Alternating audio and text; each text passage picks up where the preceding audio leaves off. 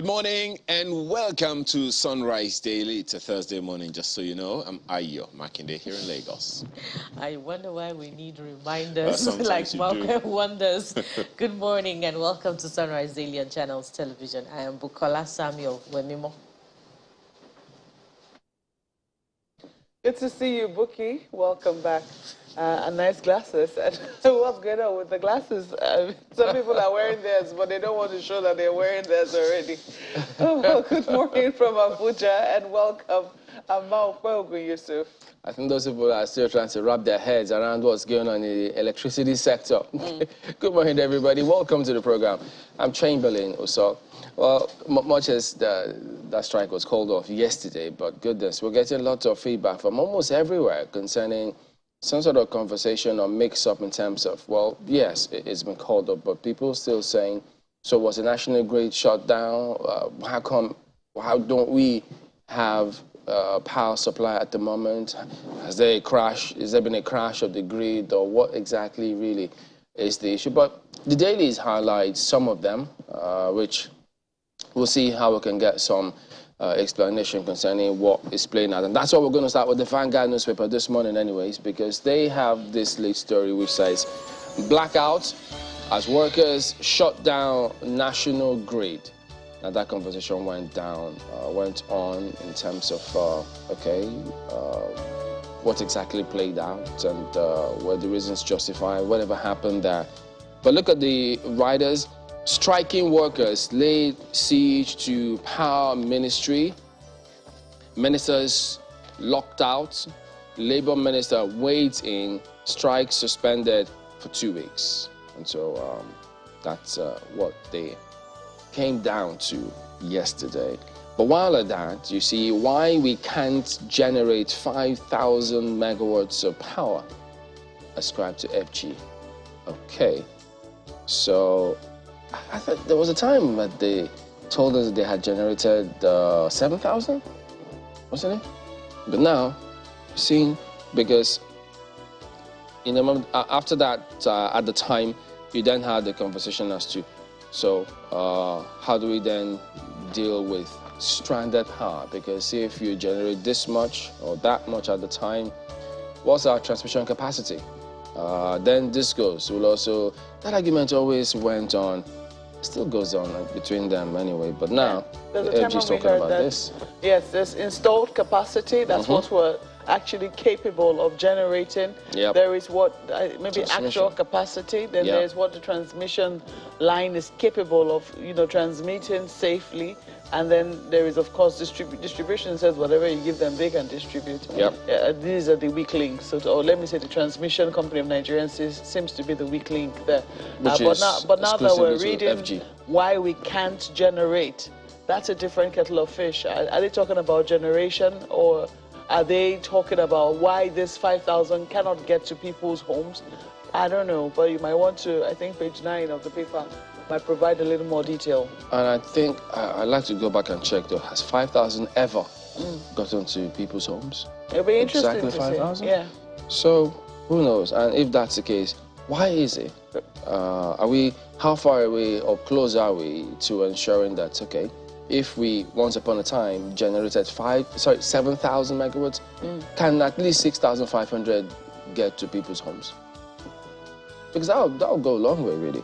But now that the National Assembly has amended the laws wherein the states can also weigh in, because they thought, look, that's going to be the way out. Let states come in on this. So let's have this mini grids. Yeah, if they can generate, go ahead and transmit. So I guess it's something that we'd like to hear what the governors are doing about that, or perhaps those who want to take those offices. What plans do they have to ensure that this happens? Because you can imagine, if the sector is up and running, wow, how much it will unlock the economy. All right, speaking of which, there are other headlines on the front page here today. This is at the bottom strip. PDP crisis. Pressure mounts on IU to step aside as old video surfaces. So, I guess you may not have heard the last where he had said that he was only going to I mean, if push came to shove, I mean, he was going to be a Democrat and he was willing to step aside, you know. This is in contrast with what he said, or whether his media aide was quoted as saying that he has a tenure of 4 years. So what do we make of politicians now? Well, you make of them what you will. Sometimes circumstances change. I mean, he didn't say he wanted to be pushed out. He didn't say that. Oh, dear. So there you go, in case you plan on taking some words to the bank. But look at Mr. and Mrs. for you. I have to read this one today. Well, Mrs. just gladly telling Mr. She's at the table, and she says, darling, food is ready. It's your favorite with assorted meat. And Mr., you can see all of them at the table with a bottle of something as well.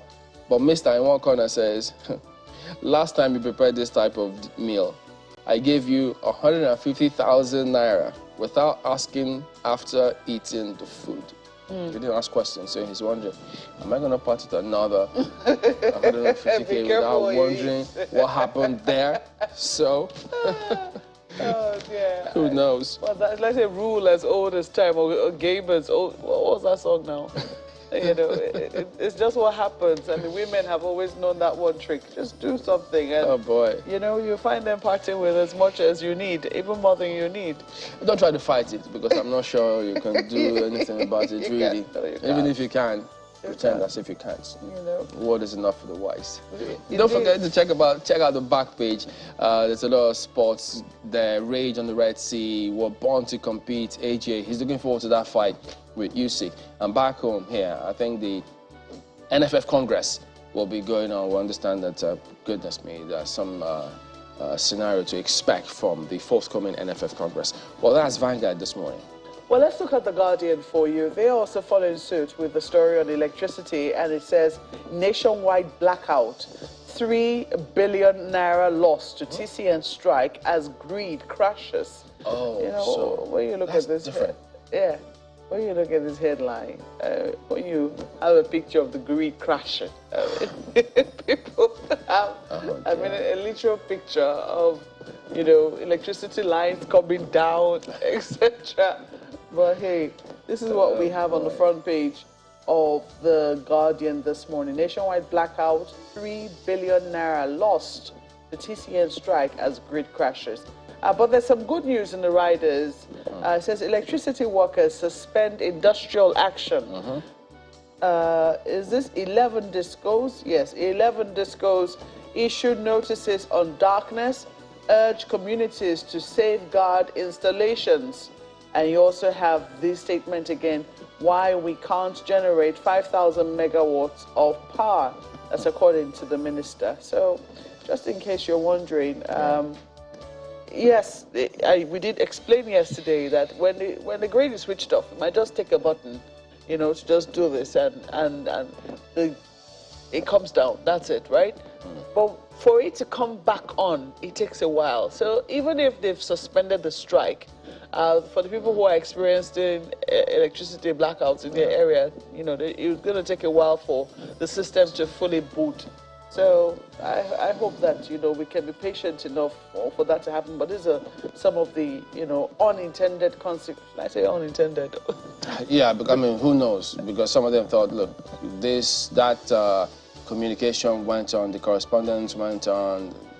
They appear to have slept over it, so to that extent, unintended consequences. But what if it was intended? That's the thing. So in that context, they might say, well, it might have been intended, inadvertently, probably, or who knows? We don't know what's in this. What they think. Take a look at page 6 to see just whether it is intended or not. But I'm sure you get some information there. 8 years after leading Buhari to Obasanjo, Tinubu meets ex-president for own ambition. So they have a picture of that for you. Got tongues wagging yesterday as to what exactly could happen. Don't forget that they were rivals. While the former president was president of Nigeria and he was governor of Lagos, they didn't see eye to eye. Yeah. Lagos state funds were not released. You have to ask, as they always say in politics, no permanent friends, only permanent interests. So maybe interests are aligning again. You don't know. And those interests could differ. National interest, personal interest, political interests. You know? All interests. Interests. Yes. What about the interest of the people? Yeah. I don't know. That's why the people need to define what their interests are and pursue it relentlessly. You have a number of other stories at the bottom of the nameplate, but I'm going to leave you to do that. Yes, I am going to leave you to do that. Let's leave it there for the Guardian newspapers. As I'm talking about interests, you forget that, you know, the politics is the only space in which the transfer window is always open. And you're talking about whose interests? Come on. The interest of the players when the transfer window is open is for them to enjoy good football. So if you try to situate that in politics, I don't know. Nigerian News Direct also has something around electricity, but look at the angle. Okay, you're talking about, you know, crash or collapse. Well, this angle to it by the Nigerian News Direct is a little different, as you can see. Electricity grid collapse to worsen over NNPC's cut in gas financing. That's a long time coming, wouldn't you say?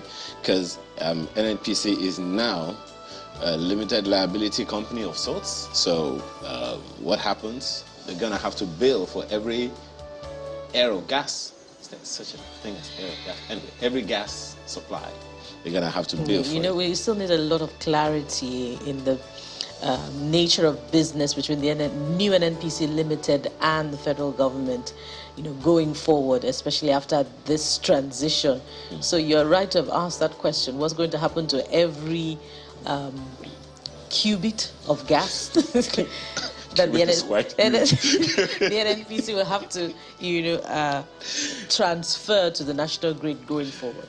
So many other stories on the front page. Just this one: Lagos Blue Line rail nears completion as engineers launch final track beam. That conversation with Showa Kibaloye around, you know, the railway station in Lagos is quite instructive. Let's just hope that the necessary things are done to protect everything that belongs to us right there.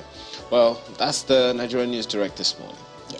And from Nigerian News Direct, let's take a very quick look at the New Telegraph this morning. Chamberlain, you were asking earlier, you know, what the governors are doing about, what the governors will do about power supply. But it seems that they have a lot more on their plate, other things to worry about. And this is how the New Telegraph leads.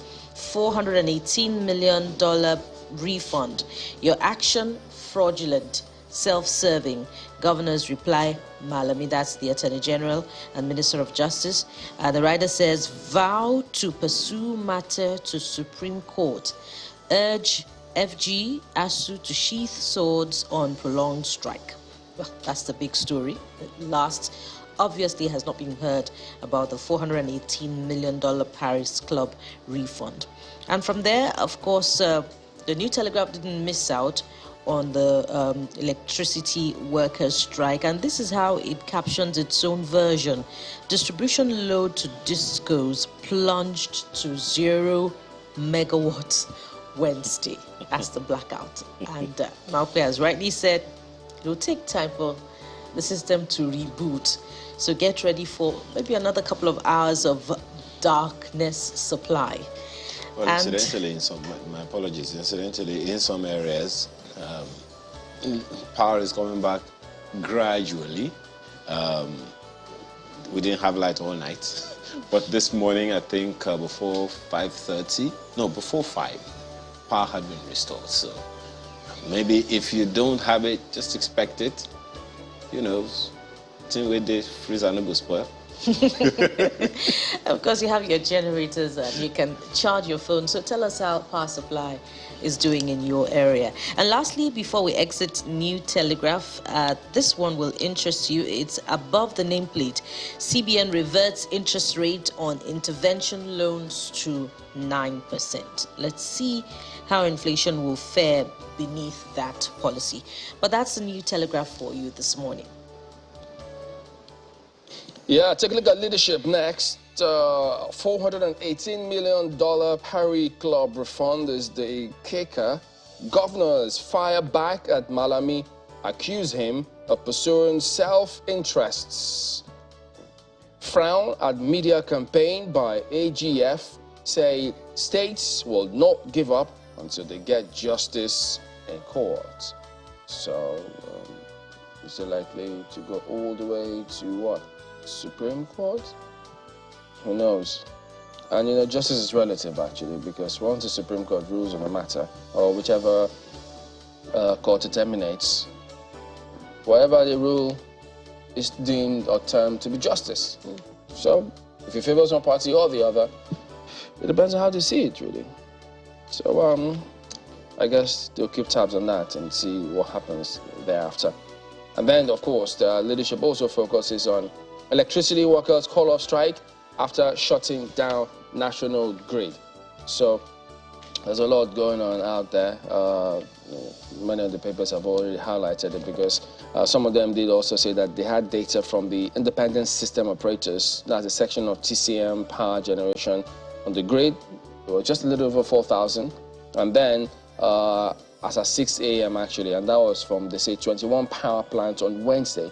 But that rapidly dropped to 762.30 megawatts by 1 p.m., just 13 plants active by 4 p.m. So that's some explanation as to how all of that played out. But yes, go ahead. Tell us, what is the scenario in your location? We'd like to hear it, even though Buki perhaps gave us an inkling saying, what you got, darkness supply?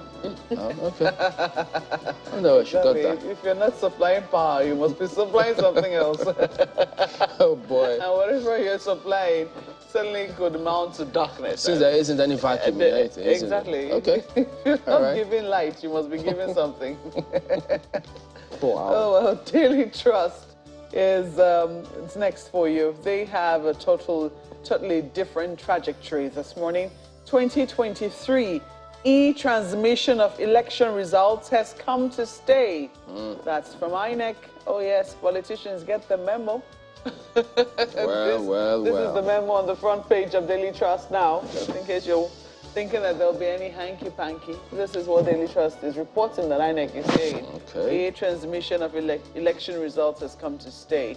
27 by-elections pending. What we learned from Kenyan presidential poll, it'll be interesting to hear what they learned. Debates, good for democracy. Somebody speaking there, page 4, will give you all of the details.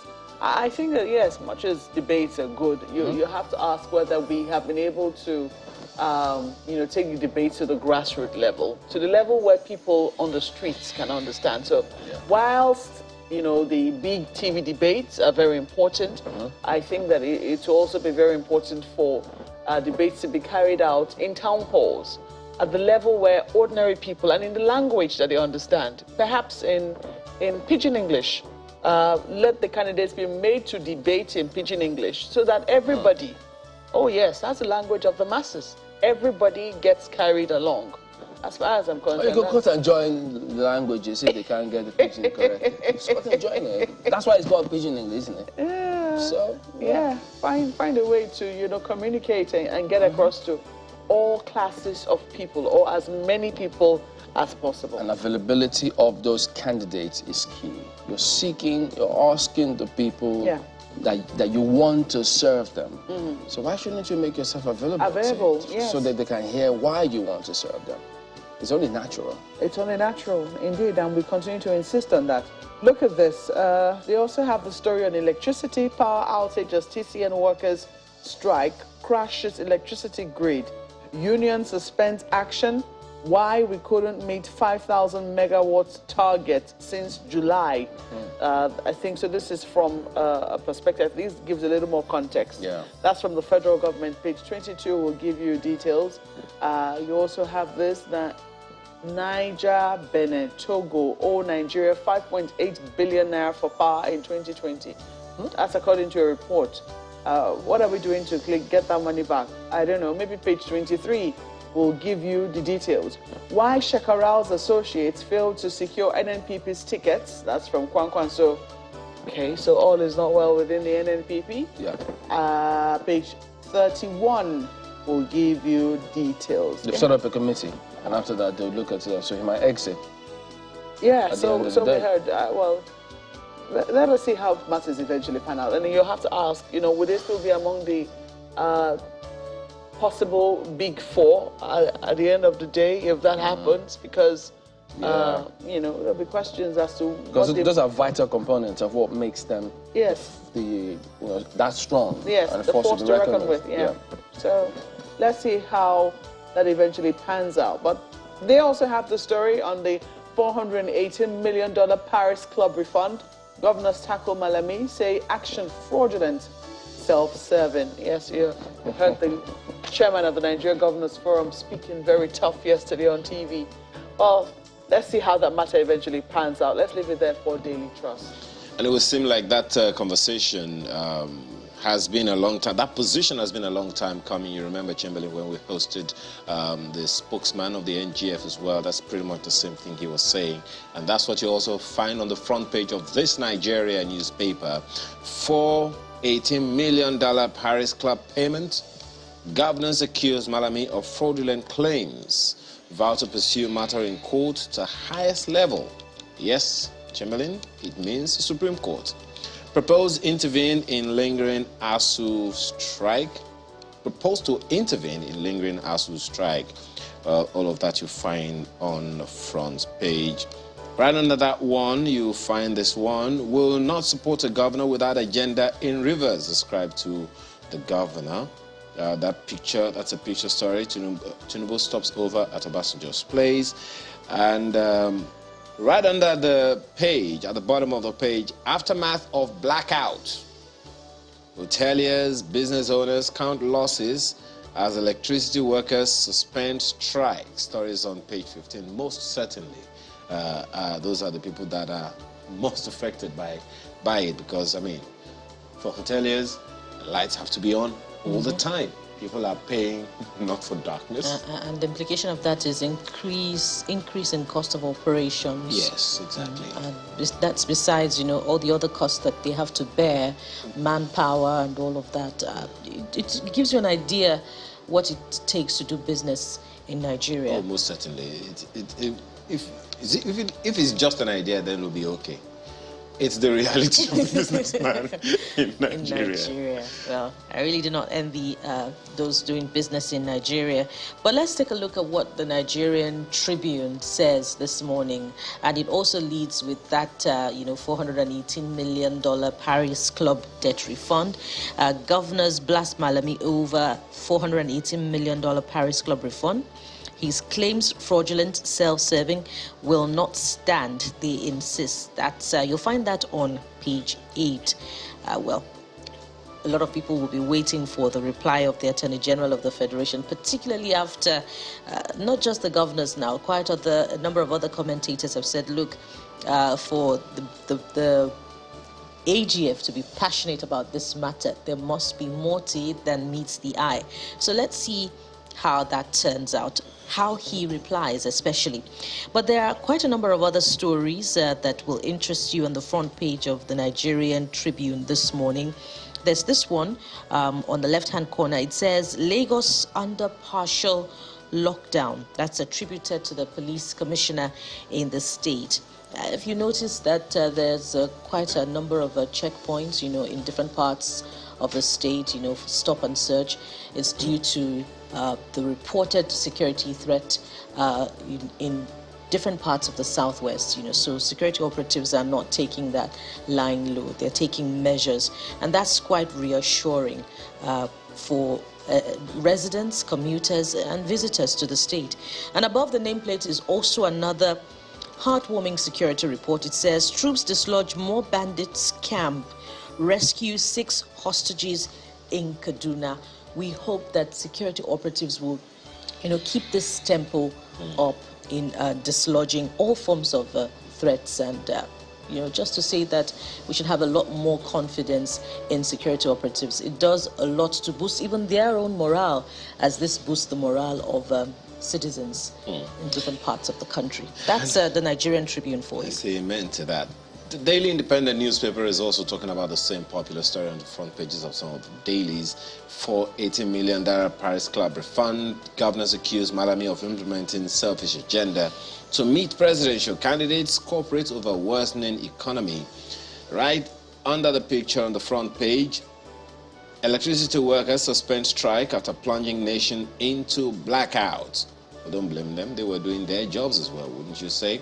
Governors set to boost funding for primary health care in delivery. Beg your pardon. Governors set to boost funding for primary health care delivery in states. Find that on page 6. Right above the nameplate, there are two.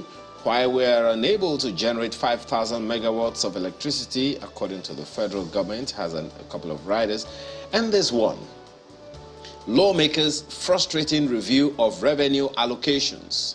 That's ascribed to the Revenue Mobilization, Allocation and Fiscal Committee, and one is wondering why that is. Lawmakers frustrating review of revenue allocations.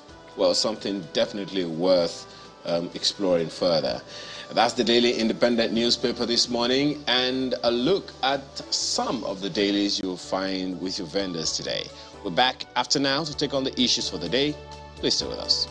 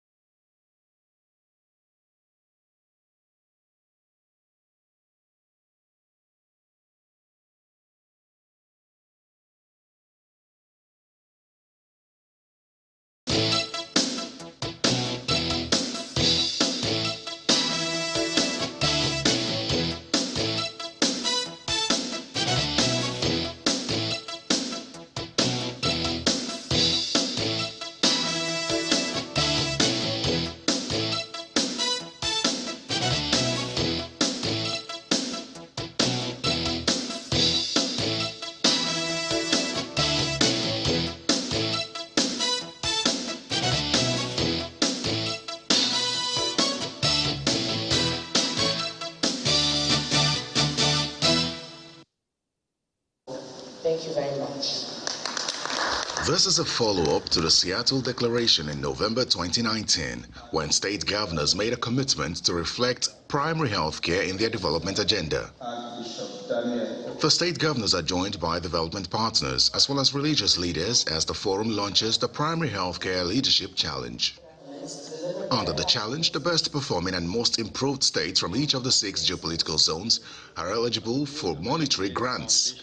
An overall national winner will also emerge as the nation's most improved performance. There will be periodic measure of progress against selected indicators based on agreed performance monitoring frameworks to be computed annually, and a monetary reward given to best performing and winning states, who will also receive non-financial rewards from the Minister of Health, the Aliko Dangote Foundation, and Bill Gates. The indicators that we're going to be using cover political leadership and community empowerment, finance resource allocation, the quality of care in our primary health care centers, but it's also important that we monitor and evaluate the outcomes of our investments and make sure that these are done in a way that strengthens institutions and enhances sustainability. This meeting is coming a day after the National Bureau of Statistics released the Multiple Indicator Cluster Survey and National Immunization Coverage Survey report. Gladdened by the outcome of these reports, the governors make a commitment. The Nigerian Governors Forum, representing the 36 states of the Federation, hereby affirm our commitment to strengthen the primary health care system in the country and providing active leadership for primary health care through regular engagement with relevant primary health care stakeholders and quarterly primary health care performance review at the State Executive Council meetings. The first set of winners is expected to emerge by December 2022. as the indicators are already being collated by an independent verification agent that has been engaged by the partners.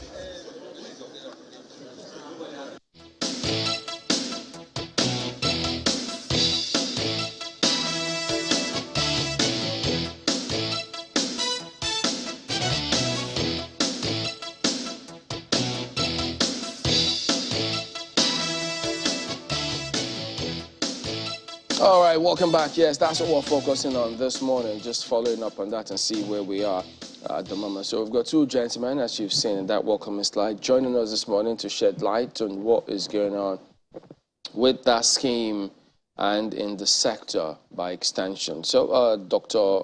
Obi Emmanuel is the Commissioner for Health, Enugu State, and then we also have Dr.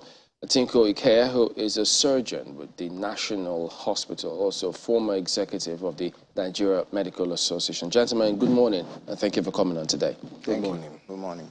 Dr. Emmanuel, I did come across a certain article which said that only about, I think it's 20% of the 30,000 PHC facilities across the country were working, and that raises some concern. Don't know if there's been an update to that. Perhaps you tell us. But listen to the governor, Ekiti State Governor, talking about, no, primary healthcare official, talking about some of the factors and yardstick in consideration, the measures. Funding was key.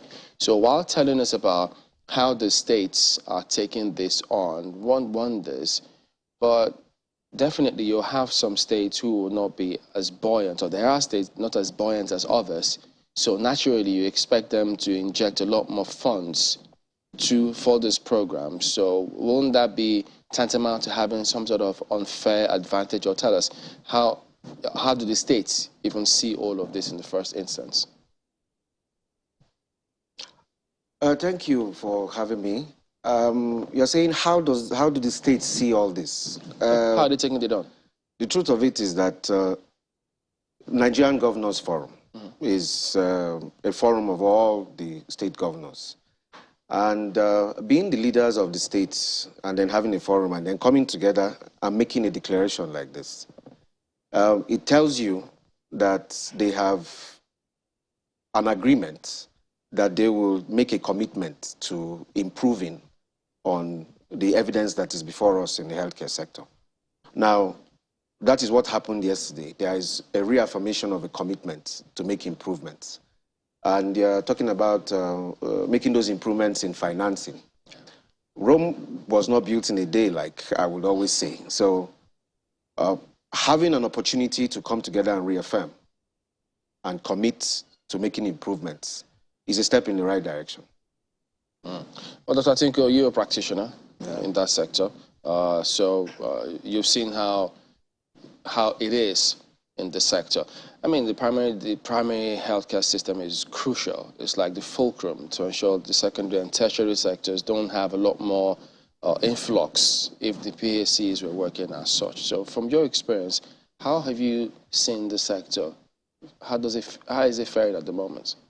All right. Thank you for having me this morning.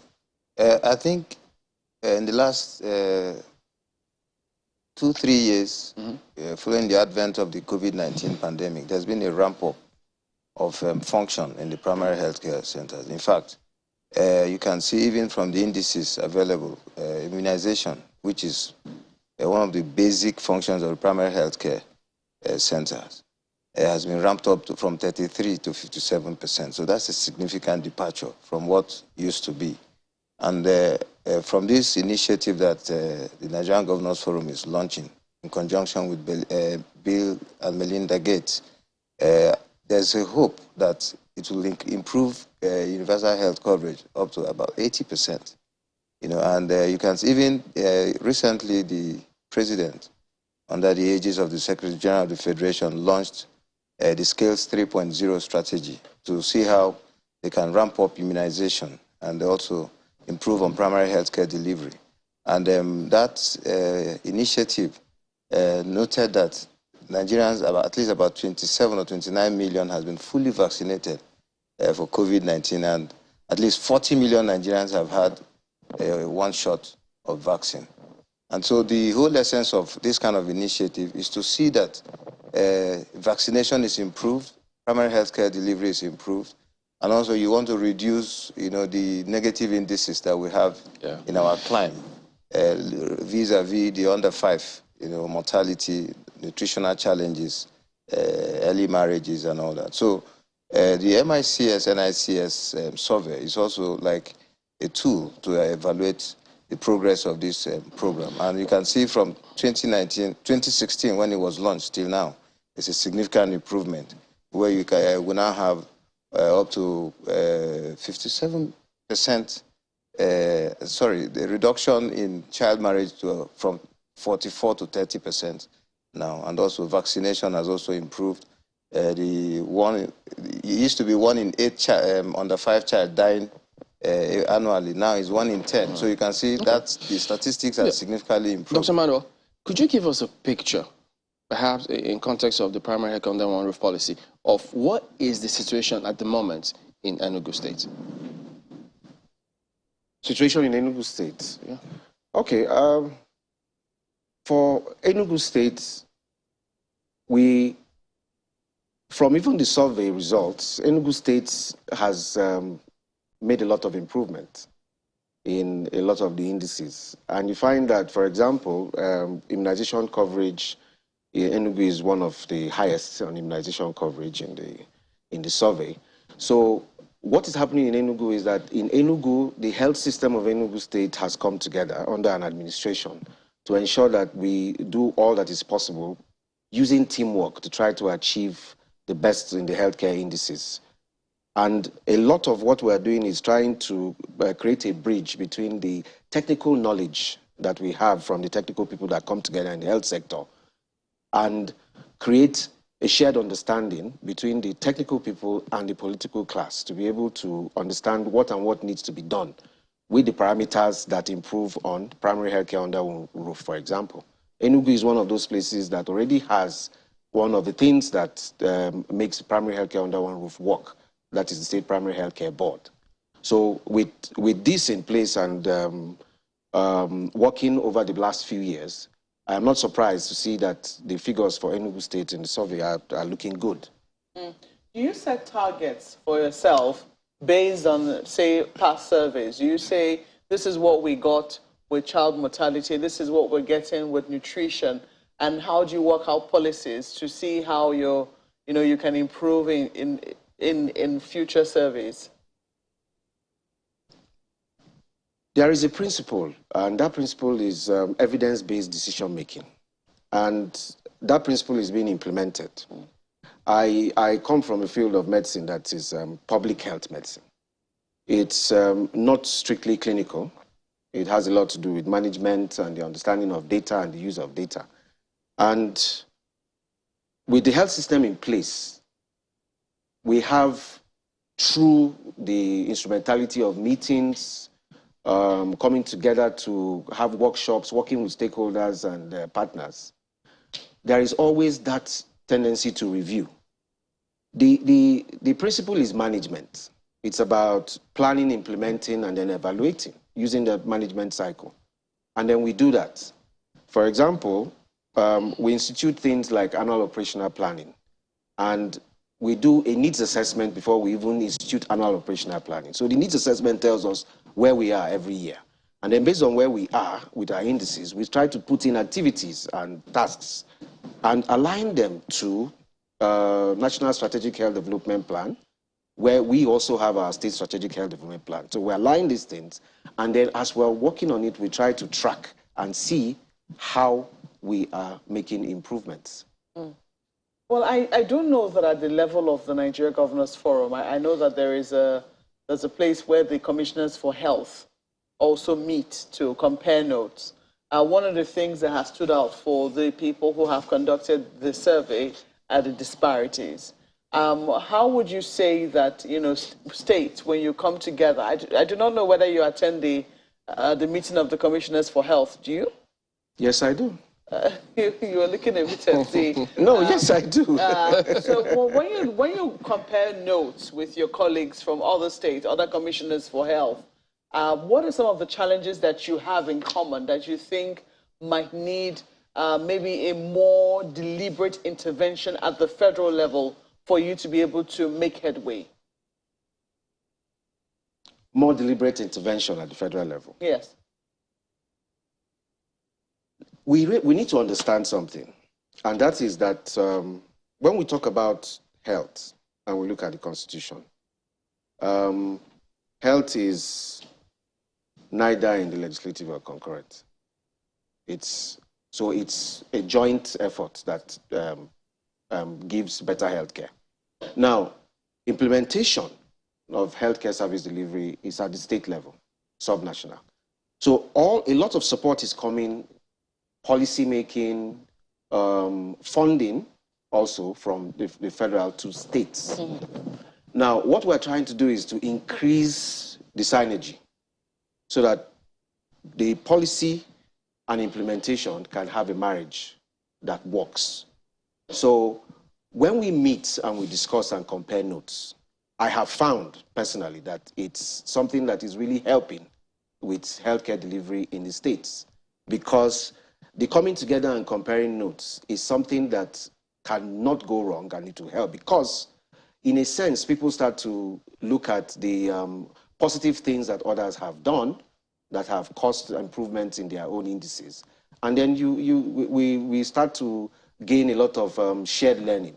I'm asking that because, the disparity remains, and they're sometimes quite stark, and they're sometimes across, regions. In some instances, when you look at, say, a snapshot of a map like this, you might just see, in some areas, total blue, in some areas, orange, and it can be a bit troubling. So do you think, is it that the federal government might need to intervene in the areas of laws? Is it in the area of education?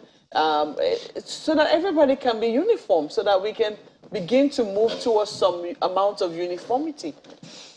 There has to be the understanding that primary health care is the fulcrum of the best of health care in any community. Primary health care is defined as the front door to the health system. The front door to the health system that is made available to individuals, and it should be there all lifelong, and readily available. So, you see, at the states is where it should be happening. Indeed, and I do know that, not just at the states, even at the local government level. Yes. A number of states have now taken on that responsibility. In fact, at some point, I think it was during the tenure of Professor Isaac Adewale that the federal government said that they were going to be intervening in the area of primary health care. And they intended to build, I think, one primary health care center in each local government or so. That didn't quite... I don't know how far they went on with that plan before that administration ended and another Minister of Health was put in place. But do you sense a sense of continuity in the federal government's intervention plans? Because I imagine that would have come up as a result of what the federal government might perceive to be slowness, or, I don't know, maybe a lack of investment in that particular area in terms of what the states are doing. I want to approach the question that you have asked from another direction, because I would like people to understand how health works. Now, health has undergone a lot of changes over time. Right back in 1948, the WHO would define health as a complete state of physical, social, and mental well-being, and not just the absence of disease. But fast forward a few years. Sometime in 1978, when it was realized that primary health care would be the best approach, making this health care available at the front door, we had the Alma Ata Declaration. And then they gave a definition for health care, universally accessible, available, and all that. But the definitions have been changing. There was in 2018 another meeting, we were talking about the Astana Declaration, where something else, changed. But you see, the principles remain the same: social justice, community participation, equity, and the availability of this to everyone. Now, we have to understand also that with those changes, even that definition is being adjusted. Let me give you an example. Public health medicine is like the way the clinician will look at an individual and want to treat one individual. For public health, the public health will want to, and community medicine will want to treat communities. So you find that if health was a complete state, how many people do you really have that, how many places in the world would you even say that anyone has a complete state? If there were places that were described as developed world, developed countries and all that, and they had everything in place healthcare-wise and so on, just reverse back a little bit to COVID. COVID just broke that impression. And suddenly, the high-level places, it was like, look, we don't have it all worked out.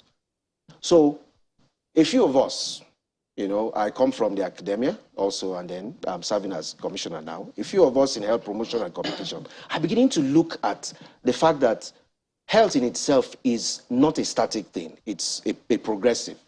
And we're looking more at health like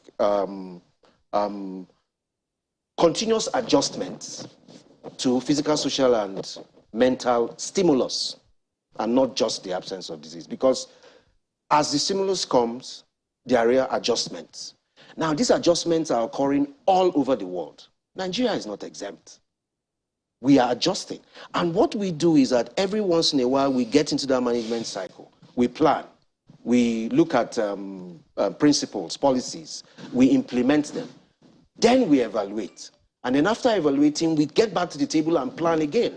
For example, in the Ministry of Health, if you know the number of meetings that we have for different programs and so on, all year round, you'd find that what we're continually doing is looking for ways to... The point I was trying to bring out is that they're bringing out different results in different states. That's the point. Okay. These meetings are bringing out... Let me ask you something. Just as individuals are different and will respond differently to several interventions, so you will have for communities. So it's not surprising that you will say that the results are different in different parts of the country. Right. Dr. Tinko, how do the practitioners see this? I think the best approach to it will be massive public enlightenment campaign. There are primary healthcare centers across the length and breadth of this country. But how many people know that when they have ailments that they can access care in the primary healthcare centers? And that is why you find this disparity, especially up north, where there is more of religious, social beliefs that health, so to speak, is how God has ordained it. So a child just dies of diarrhea, and nobody takes note of it. But if you are doing that aggressive public enlightenment campaign, I think there will be there will be a bridge in that gap. And this is the basis for this primary health care under one roof, where everybody... Okay, go ahead. No, we'll pick up on some of what you lots have said, but our colleagues in Lagos have got questions for you as well. Go ahead, guys. Thank you, Chamberlain. I think I'll just pick up from where you stopped with Dr. Ikea. So what Chamberlain asked you, Dr. Ikea, is how do the practitioners see this? And I'd like you to speak to the practitioners, the health caregivers themselves. How do they internalize some of these things, especially at the PHC level? You said that most people don't even know that they can access this basic care at the PHC level. The question is, why? What happened to perception, the perception of the primary health care centers as being capable and able to give them what they require without unnecessarily dying of these basics, just as you have said? Yeah, like I said, how we see it is that if you don't know that there's a primary health care center in your place, then you will not also know that you need to approach care there. And you can see from the Nigerian Governors Forum launching yesterday, they didn't just do it. They called religious leaders, faith-based organizations to be part of it, the Federal Ministry of Health, and then the press was also amply represented. So this is all targeted at, disseminating information to the lowest level. So that Nigerians know that, okay, if I'm ill or my child is ill or my wife is pregnant, that care can be assessed. Like, as we're even having this discussion, this is a way of also... Let me rephrase that. Because Just 1 second, Dr. Ikea. Recently, the chairman of Nigeria Medical Association in Oyo State, Dr. Adeshina, I think, Dr. Fashola, said that thousands of doctors have become so disenchanted with the Nigerian healthcare system that they are actively migrating to more developed countries with better healthcare systems and economies. He went further to say, if we are not careful, in no distant future, Nigeria may have to import medical doctors into Nigeria. That's the angle of how do caregivers see this that I'm talking about. Oh, okay, I think it's a work in progress. We all know the situation of our system. I don't want to be very specific now, but the economy is not good, remuneration is poor, doctors are finding greener pastures outside, and so and even nurses. And this is where it's impacting significantly on our health in the primary healthcare delivery system, because our nurses are living in droves. The doctors are also living in droves. And then government should also, in the bid to ramp up primary healthcare, also see how they can improve on incentives to keep our healthcare practitioners here in Nigeria, because it takes so much to train a healthcare practitioner, whether it's a nurse, a community health officer, or a doctor.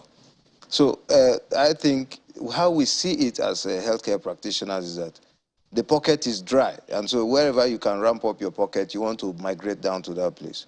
But these are things that deliberate policies of government can also mitigate, because that you are asking people to approach primary healthcare centers. How many doctors mount these primary healthcare centers? These are the issues, because even our tertiary hospitals, our secondary care delivery centers, I mean general hospitals, we don't even have enough medical personnel there, let alone the primary healthcare center.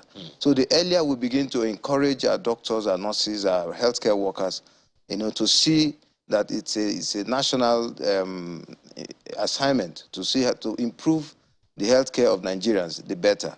But beyond encouraging them, it's also encouraging them by way of incentives and improving on healthcare policies. Doctors are always on strike, nurses are always on strike. What is this thing that makes them go on strike every now and then? If we can fix these things, I think the perception will be different, and then you can see the results in the primary healthcare centers and also the tertiary healthcare facilities. All right, let me ask Dr. Emmanuel, since he's a serving commissioner of health in Enugu State, to be precise. Well, Dr. Emmanuel, I'm very happy that you mentioned the Amata Declaration of 1978, September 1978 to be precise. So consequent upon that, when Dr. Olukoya Ransom Kuti was appointed health minister in 1985, between 1986 and 1990, he facilitated a lot of work to the effect that he cascaded primary health care centers to all local governments in the country at the time, which didn't exist even at independence. Now, one of the strong points of getting that done was at the local government level, which Malcolm, my colleague beside you right there, also mentioned. The question for you then is, why do we have a challenge at the state levels, cascading authority to local government offices where the PHCs are supposed to be active? My colleague Chamberlain told you the other time that we were able to achieve a lot. You've spoken to the child immunization the other time. Back in 1990, we were able to achieve 80% of child immunization, and now we're aspiring to 80% again. So if we collapse the local government system, which is supposed to be the champion for it, how will we be able to do it at the state level alone?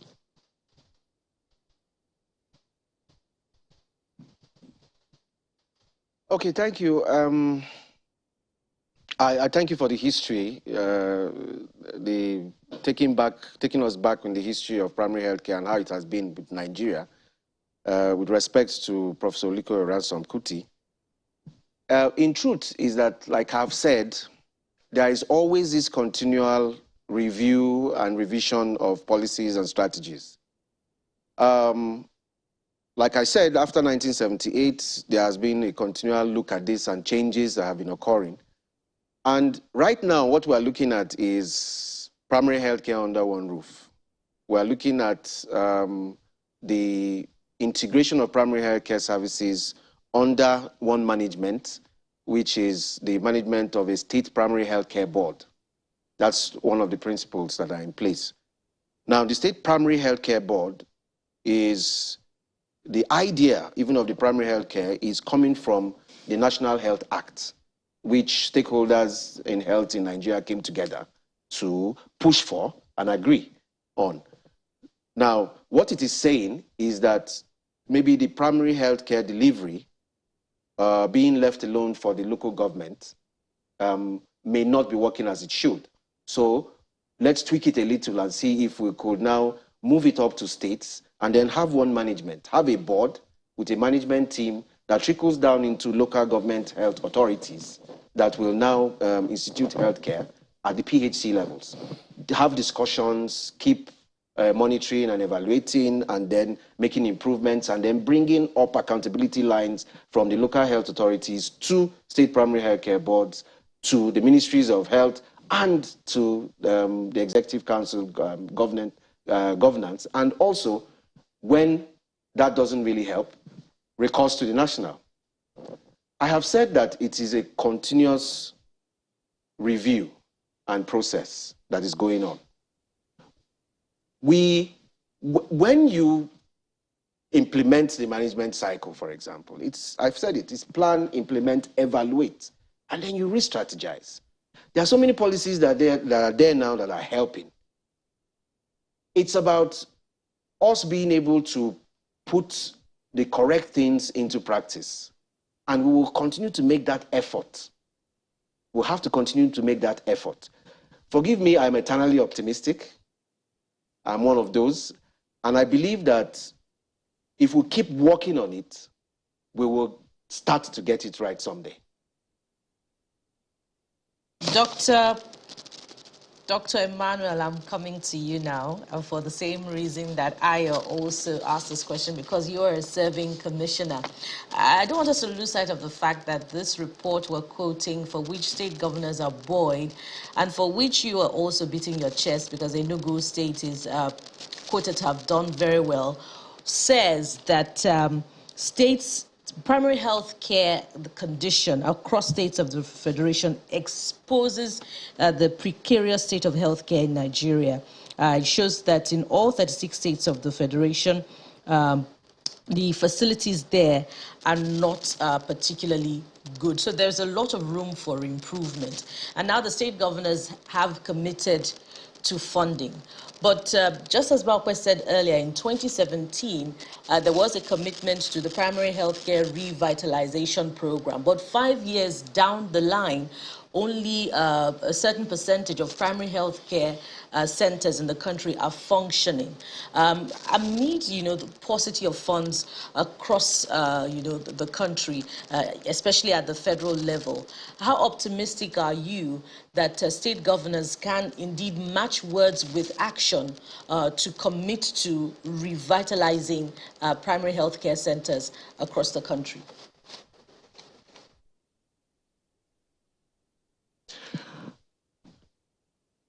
Forgive me if I have some sort of a tangential way of answering some of the questions you ask, but it's a short time, it's an opportunity. I want to state something clearly. For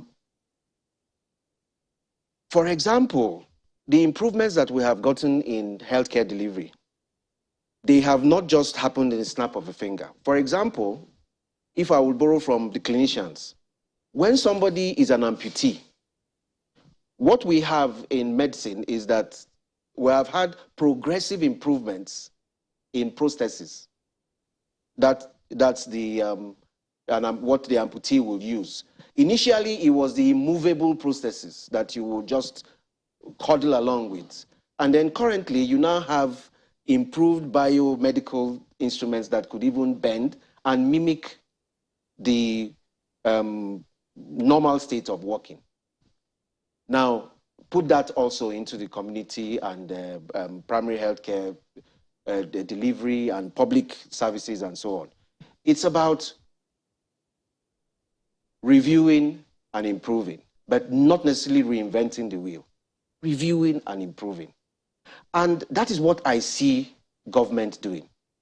All these figures that we are quoting right now, we have been looking at them and seeing that even with the survey that has come up, there are some improvements.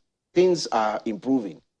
And the issue of the primary healthcare leadership challenge is governors, the people who have the ultimate approving power in the geographical areas that are the states that come together and make up the nation, coming out once more and saying that we recommit. For me, it's positive that we recommit. The governors are saying they are recommitting. It's positive. Let's adopt a positive outlook to this, and then everyone see what you can do. Because you see, with primary healthcare says, what can you do? Community participation. What can you also do? Sometimes this excessive pointing of fingers at government Dr. Emmanuel, sometimes does not always work right. What of you, the individual as Nigeria? Dr. Emmanuel, how much have you done? I wish it were that simplistic, Dr. Emmanuel, given the current realities in terms of revenue, both at the federal and state levels. Don't also forget that it's only about a certain percentage of governors that are seeking re-election. Some have elapsed their tenure. So in terms of funding also and continuity of commitment to funding the primary health care program, let's be realistic about what's on ground and what is feasible. I'm told that we've run out of time for this bit of the segment. We'll take a break now and then you'll respond to the question. Stay with Sunrise Daily.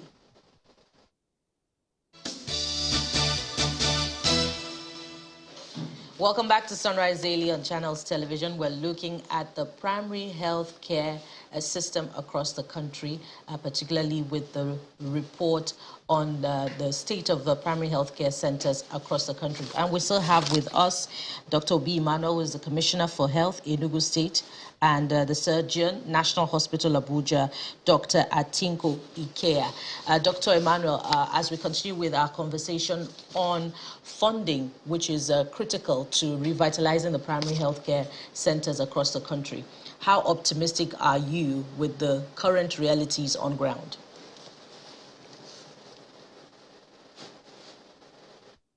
I have said here that I'm eternally optimistic, and the truth of it about the issues of funding is that there is actually some evidence about the type of funding that will help to improve things. But, and some of the figures will talk about 15% of the budgetary allocation being given to health. But I also want to say that we are operating within certain realities right now. And the realities is economic depression. So you're talking about certain percentages. Let me just try to let our people to have a little understanding of what sometimes people in government have to go through. There is that big picture that the central group of people and then one sitting governor always have to live with. And it is that big picture of prioritizing. There are several things on the table. There are issues of security, there are issues of need for greater education. There are pressing problems all over the place. Now, the job entails a continual prioritization, creation of a priority list, adjusting to, okay, what do we face now? Sometimes you get the impression that, look, you need to be safe, then you start to think about your health. So those are the issues that are available. With effective prioritization, we will gradually inch towards the targets that will give the appropriate results in the improvement of healthcare service delivery in the country. Dr. Atinko, much as the primary healthcare under one roof policy was formulated in 2011, only became a national policy a few years ago. So at the moment, perhaps by way of measuring some of what the governors are doing, because he says they always look at the whole thing, reevaluate, and try to improve, do better than what they've done before. So for you, as a practitioner who's out there, where at the moment do doctors gravitate towards? Primary healthcare for employment or tertiary? Where's the pool, the greater pool? Sincerely, the pool is towards the tertiary. And the reason is simple, that the states, without any prejudice to my colleague here, as much as they have done so well in their primary healthcare delivery setup, the states are not doing well in terms of funding. Most of the primary healthcare interventions you see are basically from federal government interventions. The states see health as perhaps exclusive preserve, even though that is wrong, of the federal government in terms of funding. So you find very many states, not prioritizing primary healthcare delivery. Till date? Well, with the current realities on ground, there has been a shift, more like a paradigm shift, and that's why we are seeing these indices, improving. But before now, maybe before 2019, COVID-19 sort of geared us to some reality, reawakening to our realities. So the states have improved, but largely states are not doing well. In fact, doctors in the employ of state governments would give an arm and a leg, to be moved to a tertiary hospital. And that is not proper. Even in terms of remuneration, there's this inequality in terms of the CONMES salary structure. States are not paying optimally the way federal government pays. Even where federal government's payment is even suboptimal relative to other climes. Now imagine that states are now, performing at a suboptimal level. So these doctors, in fact, most of the doctors who are leaving this country are largely leaving from the states. Without also prejudice to state governments. Their state governments have not paid doctors for almost 22 months. So how do you expect primary healthcare delivery to function in such a place where government hospitals are, not doing well? Please, I need to correct an impression. The question was about doctors, where are they gravitating to? And please, let me correct an impression. Doctors don't, there are different levels of care. There's the primary, secondary, and tertiary. Now, doctors are not the major players in the primary healthcare. Doctors, they are major players in secondary and tertiary healthcare. So that's why, going back to Oliko Ransom Kuti and primary healthcare structure, at the primary healthcare level, you have other cadre, mostly the community health workers. Now, most of the primary healthcare centers will have the highest level as a community health officer in charge of a primary healthcare facility. Then you will have the community health extension workers, and then the junior community health extension workers, and even people they used to call village health workers who work in the communities and interact with people and bring information to the healthcare centers. And then what they cannot handle starts to go through referral up the ladder to secondary care and then to tertiary care. Now, secondary healthcare is going through its own throes, and there are a lot of challenges which a lot of people are working on to see how they can improve. Because, like I said before, primary healthcare is the front door that should be available close to you. But the community health workers should do their primary assessment of you and see what is there. What they cannot handle, they push on. So could you shed a lot more light? So who are those that should approach the primary healthcare, and who are the practitioners, the professionals that man the place? At primary healthcare level, you would have the doctors appear. Even at primary healthcare, you have different levels. You have the type 1 hospitals, type 2 hospitals, and the type 3 hospitals. You will usually find the doctors at the type 3. And it's also a referral thing.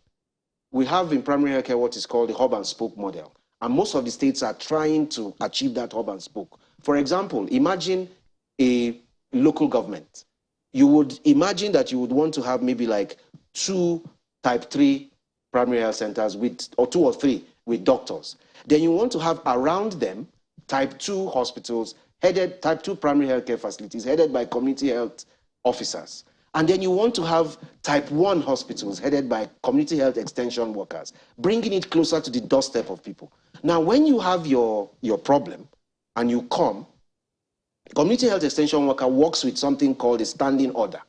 And that standing order is a simplified diagnostic matrix that allows them to identify what your problem could be and then make an intervention. Now, when that intervention does not succeed, the process is you refer to the next level. So they will refer to where you have the community health extension worker and then refer to the type 3 hospital where you have the doctor. And then when you cannot handle these things there, you're supposed to refer to the secondary care facilities. You know, these are all ideal. These are all ideal situations. Yes, because but we need to correct the impression. We know that in Nigeria, the way it works is that... Just a moment. We know that the way it works is that people rarely go to the hospital until they're really ill. We have the herbal practitioners, especially in rural communities, who look after people. I do not know whether there's been any effort to incorporate those people, give them some formal training and incorporate them into the primary healthcare facilities. But usually people treat themselves first. If it doesn't work, maybe they're still seeking their local herbalist. If that is not working, and that's when they're now beginning to seek care. But you wanted to quickly say something. Yeah, well, thank you, Honorable Commissioner.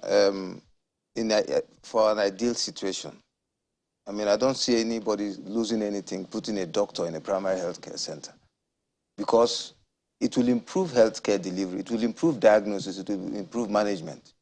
But because of dearth of manpower, so to speak, and also lack of incentive, doctors are gravitating to the states and to the tertiary facilities, I mean secondary and tertiary facilities. But who says the doctor cannot man a primary healthcare center? But because of our peculiar situation, we have now made primary healthcare center like just places where they go and get immunization. No. I mean, you can treat malaria, you can treat diarrhea disease, you can treat, and then when you don't have the requisite skill, then you can push to the next level. So specialist care doctors are now in secondary and tertiary centers, whilst medical officers can also man these primary healthcare centers. But because we don't have the facility, or rather the manpower, or the financial muscle, or even the political will, so doctors have now been completely edged out of primary healthcare. But I would be rather more comfortable seen by a doctor in a primary healthcare facility than a community health officer. Not to say that community healthcare officers are not doing well, or community health workers are not doing well. But there's a limit to the knowledge they can exhibit. And that is why each time the National Primary Healthcare Development Agency is doing a program, they keep sounding it to them. Whatever you cannot refer. Do you agree with him that there's nothing wrong with putting doctors in primary healthcare centers?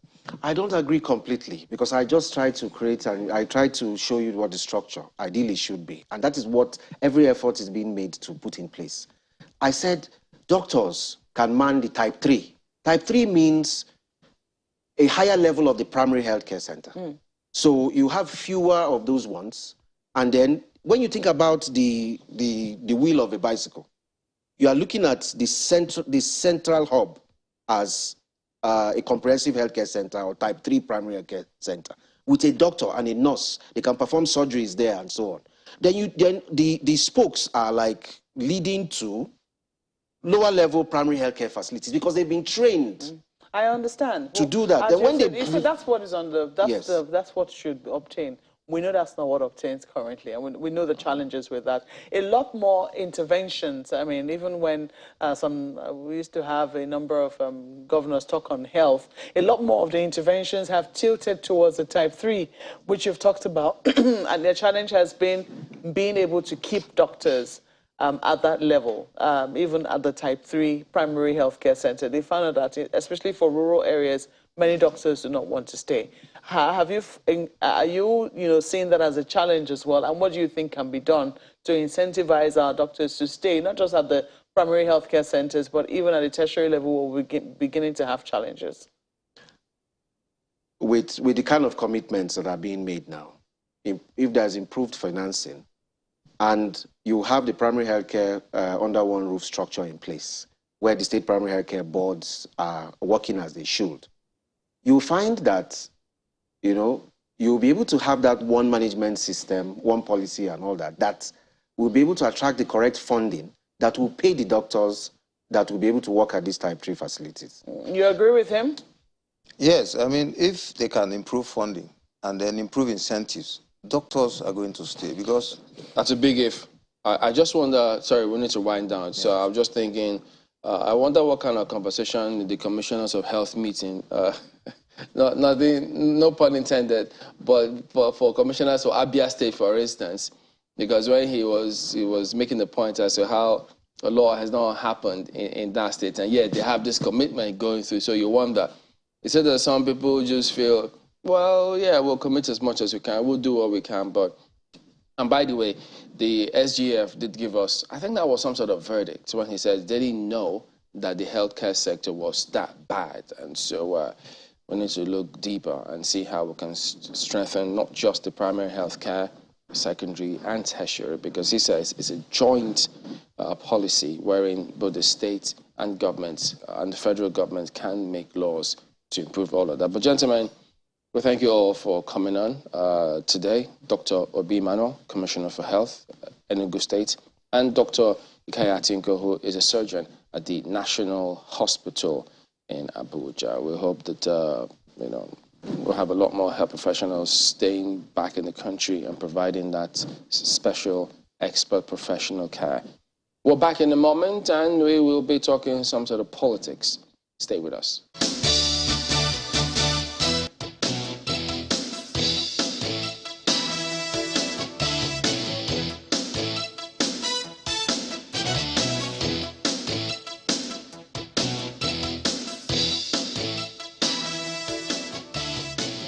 Welcome back. We'll turn our attention to Ebonyi State. And yes, we've got Tochukwu Okorie, who is the chairman of the People's Democratic Party in Ebonyi State. Sitting beside him is Abia Onyeke, who is a former commissioner for information in Ebonyi State. Gentlemen, good morning. Thank you for coming on today. Thank you so much. Good morning. Well, Mr. Onyeke, you're a former commissioner of information in states. And so yes, all of this talk about primary health care. How did it play out in your area? If we could start with that before we get into proper politics. Well, I think it was going on fine, in our own time, because I served under Dr. Sam Egu, who is now a senator. He was governor from 1999 to 2007. I joined his cabinet in 2005 to 2007 when he exited. At that time, the local government system was quite effective. And so the primary health programs were being executed properly. But recently, we discovered that the entire local government processes, especially the financing, have been hijacked by the governors. And to that extent, the maternities and primary health centers we used to have in the localities are no longer functional. That's a primary health care, not even to talk about secondary health care, which you don't even have the general hospitals functioning any longer. Only the teaching hospital, like in Ebonyi State now, we have the federal teaching hospital, which was established by the federal government as part of the Alex Ekwueme Federal University. So there's nothing like primary health care. There's a serious attack on the finances of the councils by the government because they have hijacked the entire process and they now manage it. So if you don't put that one properly, you should stop talking about primary health care because it will never happen. And the attempt by the federal government sometime, using the DFI, the Department of Financial Intelligence Unit, to restore the autonomy of the councils in terms of their financing collapsed because the governors lobbied and that very executive order was withdrawn, yes. Well, that's interesting because, perhaps that might give some inkling into, because Senator Egu came up with some policy about the health sector, a bill which he thinks should be executed by the federal government at the primary health care level. And many thought, wait a minute, the states should be handling this because of the way the nomenclature is. But I guess we'll look at that at a later date. But now focusing on Ebonyi politics proper. Only recently, a couple of days ago, the court did decide on a particular matter that had been in contention about the chairmanship of Ebonyi State's PDP. So it was in your favor. I guess that's why you're all smiles now. But how is the state, the party, handling that? I'll start with you. Well, good morning, viewers and Nigerians. The state, the PDP Ebonyi state, is in a jubilant mood, not just because Tochukwu have been restored to office or something, but more because of the prospects of uniting the party and bringing to an end the crisis that had engulfed the party since April 13 this year. So the mood is upbeat, both at the leadership level as well as the grassroots level. Everybody is upbeat. Have you been able to reach out when you say they're upbeat? Are they all on the same page with you now? Well, I would not be able to say categorically what anybody is thinking, but our first reaction was to issue a press statement calling on everybody to come together at this very auspicious time. Maybe Mr. Onyeka can tell us what some people are thinking, or what are you thinking, Mr. Onyeka, yourself? Well, we are law-abiding citizens, and as far as we are concerned, since the Court of Appeal has decided on that matter, we have to accept it, even though the other individual, Mr. Salas Ono, has gone on appeal at the Supreme Court. But for now, we recognize Tochukwu as the chairman of the party in the state, and we are willing and ready to do business with him. Does that suggest that it's not yet Uhuru? Because you would have thought that the party, if they're all in jubilant mood, if they're all on the same page, might have advised him, look, sheath your swords, let's pull together, at least on this particular matter, because you only have as much time before the general elections. I think, well, there's nothing that is impossible, but I'm just telling you the spur of the moment, what it is, because that ruling was only on Monday. So we cannot rule out such suggestions. So, but gentlemen, is this, are you thinking, are you going to look back at the implications of all of this? Anyway, maybe you'd say, look, the national primary is gone, a candidate emerged, so the horse has since bolted from the stable. So we'll just take it from where we are now, moving forward, trying to see how we can galvanize other party members. Because if this is not done, it might affect your party in the elections in the state. Precisely. You couldn't put it more succinctly. The truth is, we are losing time. In fact, we have lost quite some time in our pursuit of electoral victory in 2023. We have barely 5 to 6 months before the elections. And further deterioration of an already very implosive situation would spell disaster for the party. Is it fair to say that concerning this particular matter, the buck to a large extent stops at your table? Because if you haven't reached out to Mr. Ono, it's politics, negotiate, horse trading, and tell him, look, whatever the grouse is, look, if at the moment the law has said, I'm the one, look, what is the grouse? Let's work together and move the party forward. Have you done that? Well, like you know, the judgment was delivered only on Monday. Yeah. And we didn't it's a long time from Monday till today. Well, we didn't hesitate to... Our first reaction, like I said earlier, was to issue a general statement calling on everybody to shed their swords. However, machinery has also been set in motion, you know, for proper reconciliation, which would naturally include Mr. Ono. You know, reaching out to Mr. Ono in person. The process is ongoing. Well, Mr. Onyeka, looking at how things are going, you do have some concerns in terms of something might go wrong. And if certain things are not done, things may go south. What will they be? May go south, how? Not going right. May affect your chances, your candidates. Yes, we are aware of that because we also realize that we don't have much time now because by next month, the campaigns are bound to start according to the timetable of INEC. So all hands are on the table. We are working out modalities to guarantee that all our members are, brought together and united and reconciled effectively so that our campaigns will be quite solid enough by carrying everybody along so that we can confront the common enemy, which is the APC in the state, instead of internal wranglings.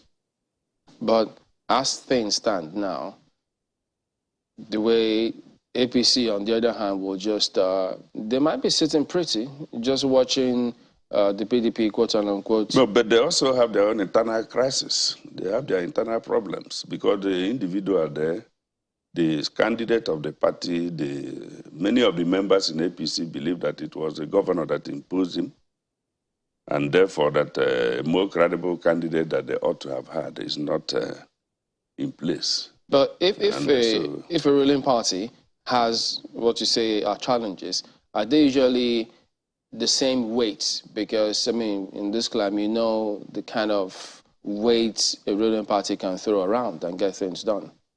With electoral reforms now, the issue of ruling party or incumbency is not a very serious factor because with what happened in Osun State, every man has only one vote to himself. And so we are believing that, when the governor came from PDP to APC, he went there alone. Nobody followed him from the National Assembly. And many other key players in the PDP never went with him. In the House of Assembly, he went with nearly 2/3. But the fact remains that that very state is a PDP state. So you think that matters? It's a PDP state, and so the issue of incumbency is not there because if care is not taken, there will be an avalanche of people leaving the party to the other one. You'll do that when we return. We'll go to break now, but we'll be back in just a moment. Stay with us.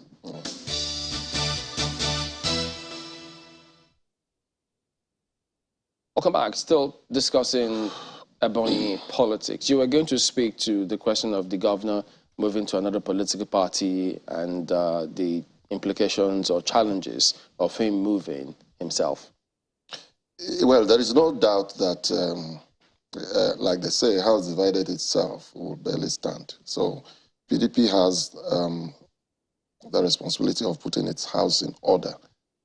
Having said that, however, APC is not sitting pretty, if I use your exact words, because every Ebonyi indigene knows that APC exists only in government house, as far as Ebonyi State is concerned. A little demonstration of that was during what they call the local government elections that held recently. APC, even though it was an exercise organized and manipulated and managed by government and its so-called Ebonyi State Independent Electoral Commission, APC was unable to go to the field. They stayed right inside the local government secretariat to write results. That is in the open. To what? Saying that we can't independently verify that, and they're not even here to dispute that. We are in court. We will show all of that in court. You're in court? Oh, yeah, sure. Okay. All the more reason why we should leave it in court. Let the court sort that out. But just to say that the truth is, they know they are not on ground in Ebonyi. The election of 2023 is PDP's to lose. Your politicians say that. No, it's even not, the newest form political party will tell you that we have a chance. So they all say that. It's not just about having a chance. The truth is very glaring. Ebonyi is PDP. You ask an 80-year-old woman on the streets of Ebonyi, and you get your... when you say truth, politics is relative. I was going to say we'll come back to that. Let's quickly take this to my colleagues. I have a burning question to ask you because it was seen that there is a shift. There's a shift now from political parties to individuals, and there will be questions as to how the performance of the current governor in office will affect whoever it is that is coming and how the parties contest. But interesting. Let's take this to my colleagues in Lagos, gentleman and lady. Thank you, Malkwe. I'd like to ask Ms. Onyike, you've acknowledged that, you know, things are not yet hunky-dory and Mr. Silas Ono may still be heading to court. I want to know if you still have, if things are the way that they are, if you still have the Anyi Chuks and the Ogba factions within the PDP in Ebonyi State, and how much of it contributed to where you are today in the party? Well, we believe that these problems cannot continue forever.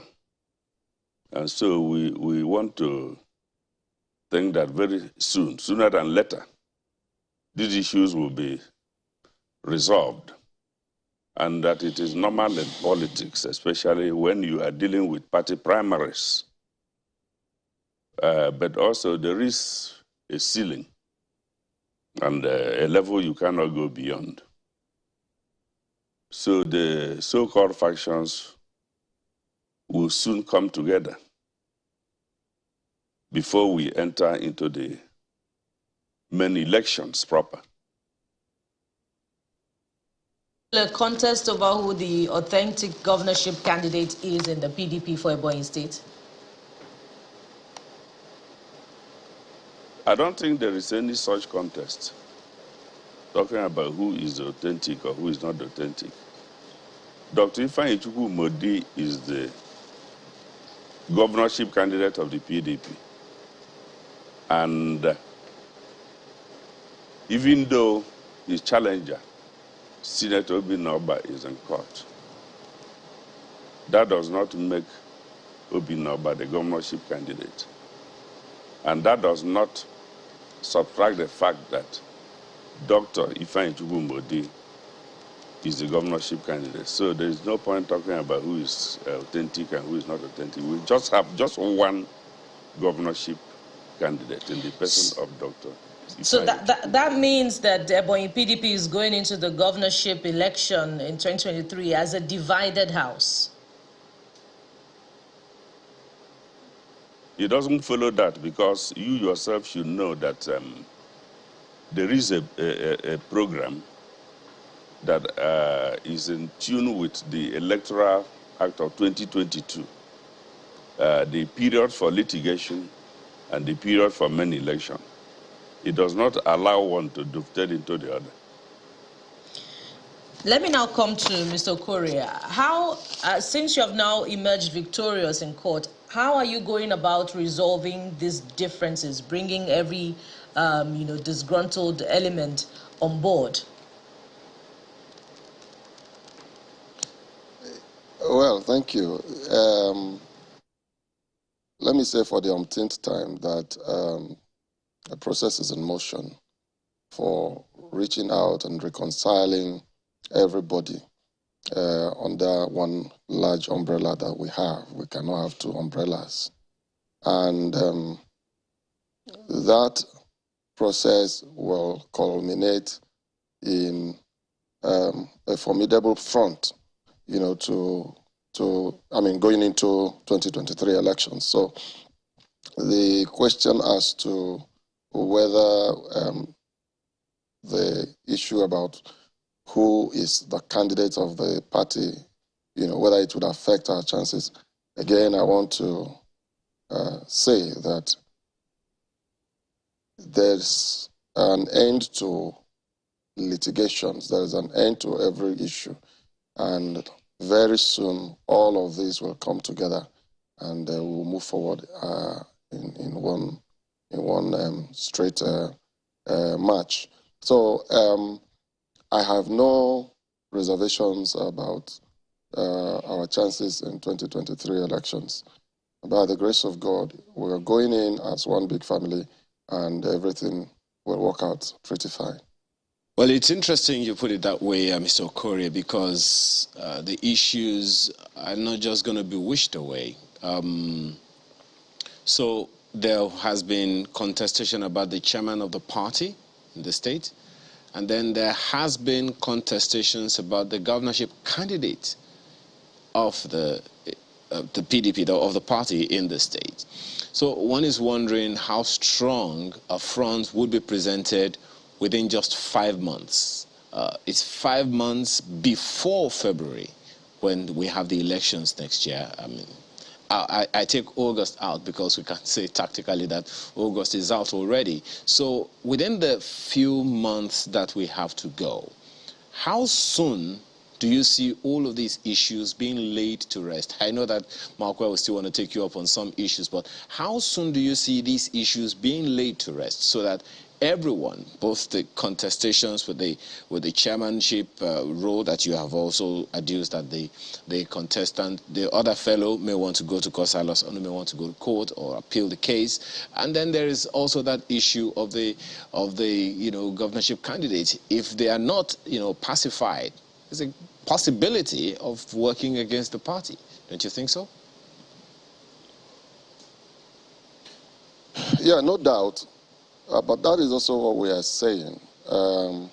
We are reaching out to affected persons, including Mr. Ono himself. But, the whole crisis started with April 13 Federal High Court's judgment. And since then, it's been this way and that.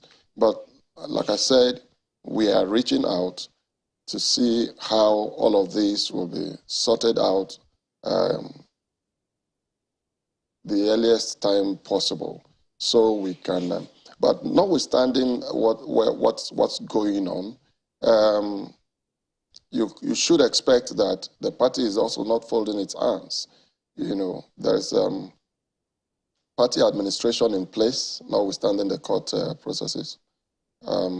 And that party administration has been working around the clock, putting necessary structures in place, to enable for eventual resolution of this. And so that when eventually we resolve these issues, we are not just starting from there. There's been a lot going on behind the scenes, and we will just build on what is on ground following the resolution of this crisis. And I can assure that in no time from now, the story will be different. I continue to find it a little interesting that, the contestation is between yourself and Mr. Silas Ono. It's not with the entire leadership of the PDP in Ebonyi State. How come that is?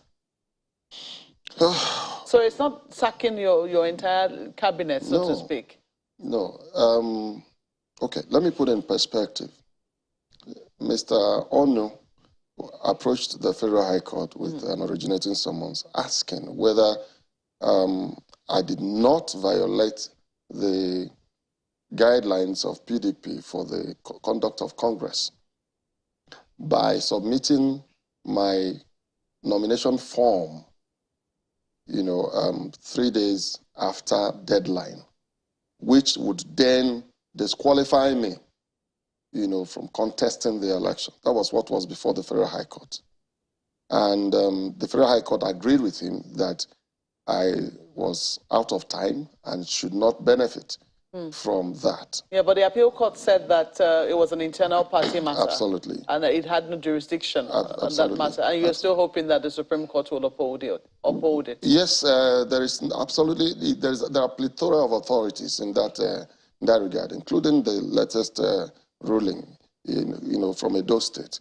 It is clear that party administration is internal affairs of the party, and it's not justiciable. But Ms. Ono's grasp, part of what he's saying is that he feels that why is it that the court cannot tell someone who's aggrieved to complain, and that cannot be allowed to stay. That's why he wants to challenge that further. Well, he has the space is open for him to challenge. But like I said, even in the judgment of Court of Appeal, quoted copiously from previous authorities of the Apex Court and that of the Court of Appeal itself.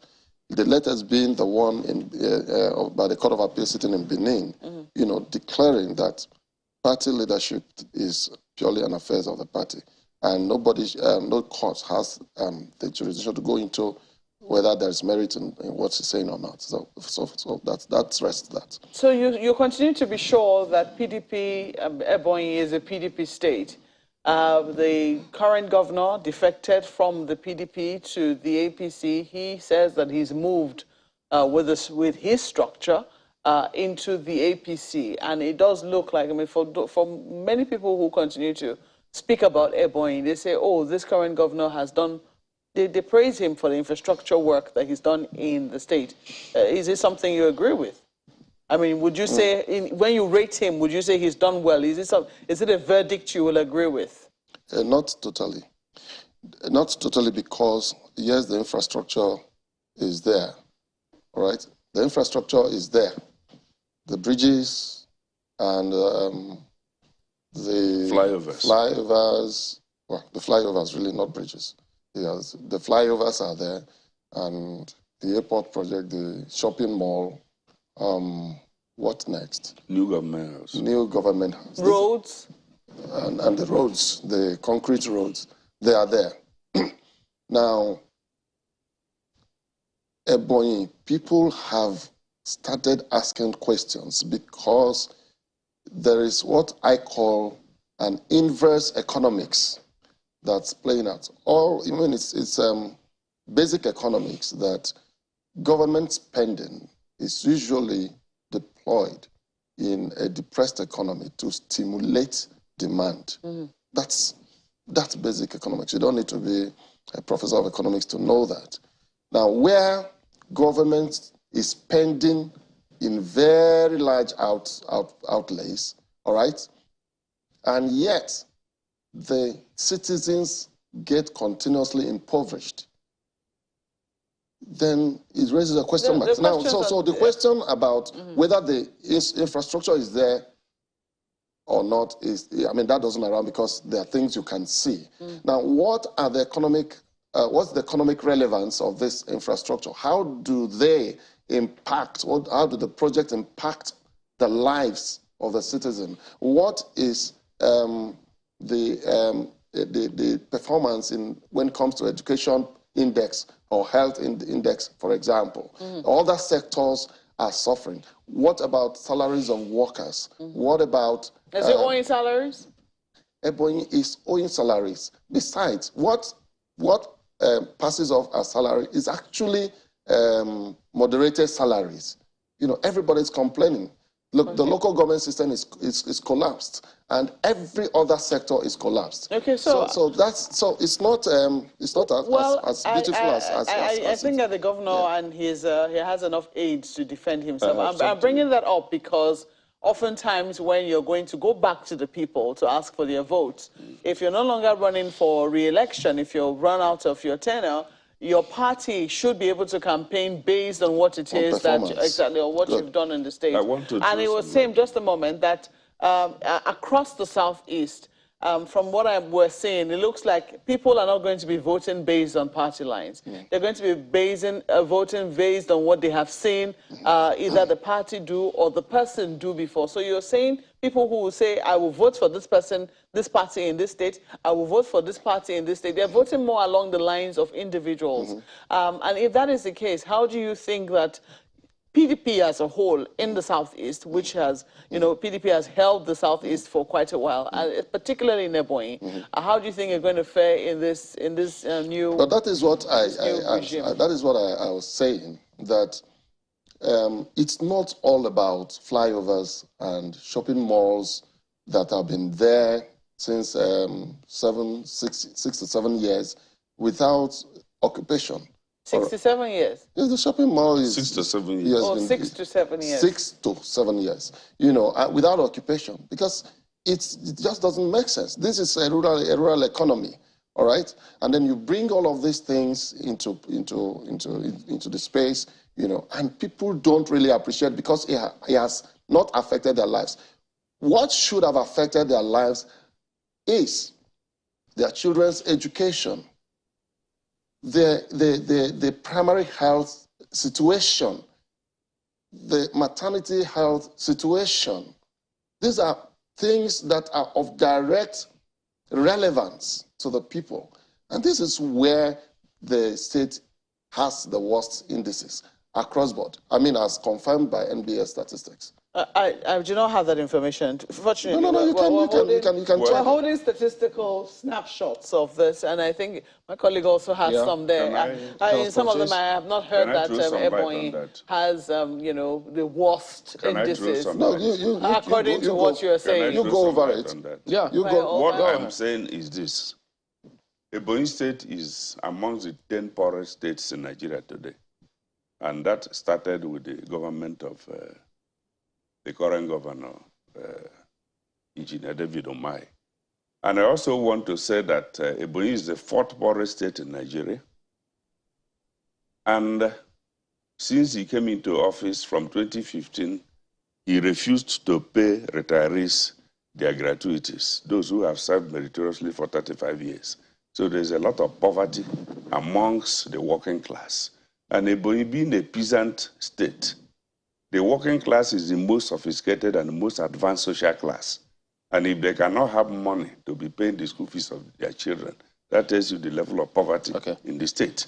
So all the projects he constructed, like the flyovers, are white elephant projects that are not necessary. 50 flyovers in a peasant state. I need to How jump many do you have in Lagos? We've got Mrs. Halas on to speak to the topic for today, which is about your matter, the court ruling, and how the party is faring. Well, we'll go to my colleague in Lagos. Ayo has got him on. Ayo, go ahead. Thank you, Chamberlain. Well, Mr. Onu, thanks for joining us this morning. It sounds like the Court of Appeal was saying that the case shouldn't have gone to court at all because it was an internal affair of the party and consequently not justiciable. How do you react?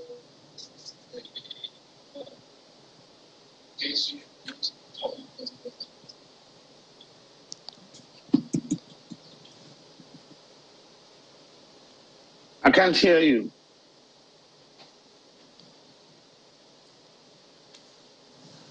Mr. Onu, if you can hear me, well, the case has literally gone out of court, so to speak, and it would seem like the court is saying it shouldn't have gone to court in the first place because it's an internal affair of the party.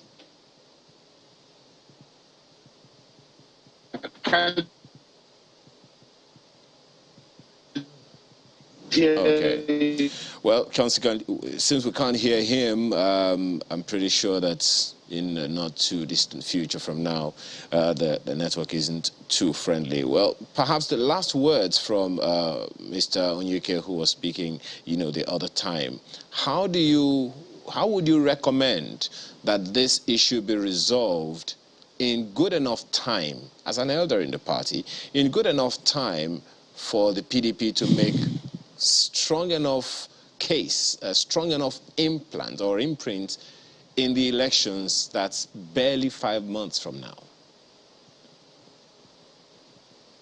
I would recommend that the elders and the leaders of the PDP in the state should come together and see this as an immediate challenge, and then they should be tasked to take up this matter and note that we don't have sufficient time any longer on our hands.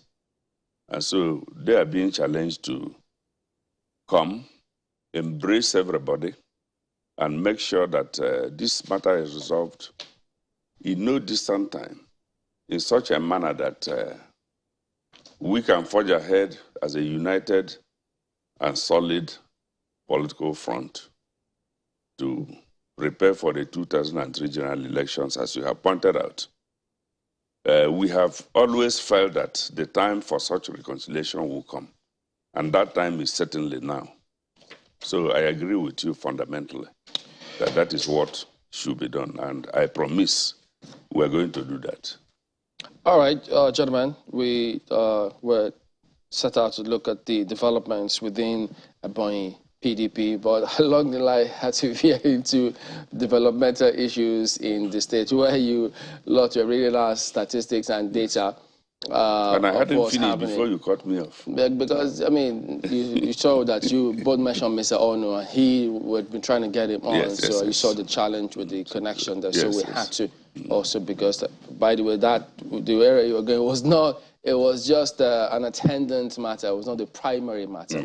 But when we just quickly had a scan through the documents in front of us, which was the primary health care, and we see that when it had to do with immunization, which part of the policy the governors launched yesterday, one of those documents from the MBS on that MCIS, the statistical data, it says that the smallest population of children who did not receive any vaccination are found in Ebonyi, 0%. The highest percentage being 51% in Sokoto, meaning not doing too badly. So some stats, I mean, it's not all doom and gloom concerning how some things are fared. Just a quick check, by the way, which is not our main focus anyways. But I'd like to thank both of you for coming on. I'm sure Mr. Ono will have his day someday on this matter, because you could tell he's not exactly pleased with how things have turned out.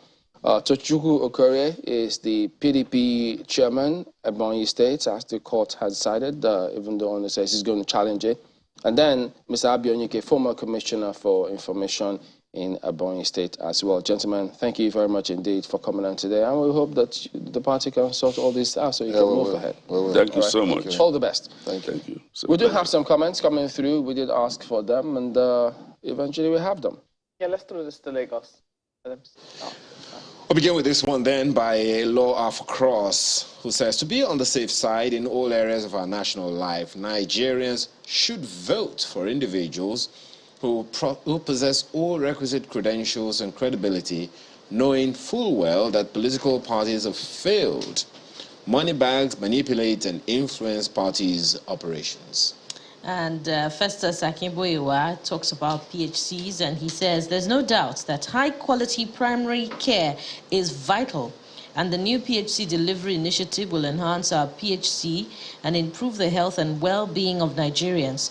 But the states must invest in digital infrastructure, education, and development if we must boost our PHC.